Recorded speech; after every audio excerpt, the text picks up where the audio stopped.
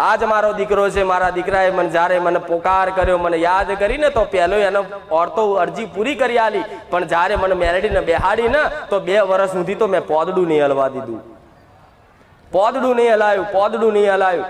એ માગે તોય ના હાલું. રૂપિયેથી તકલીફ, શરીરથી તકલીફ, ગમે તે તકલીફો ચાલુ ને ચાલુ ચાલુ ને ચાલુ, છતાંય તે માં મેલડી મેલડીને મેલડી જ કર્યું છે. એનો આ પ્રભાવ છે. કહેશે કે જે સાચા ભક્ત હોય ને, મારા સાચા, જેને ખરેખરમાં મારો એડો લાગ્યો છે, મારા પ્રત્યેની ભક્તિ જાગી છે ને, દેવ એની જ પરીક્ષા કરે. જે પરીક્ષા કરવા લાયક હોય ને, દેવ એની જ પરીક્ષા કરે.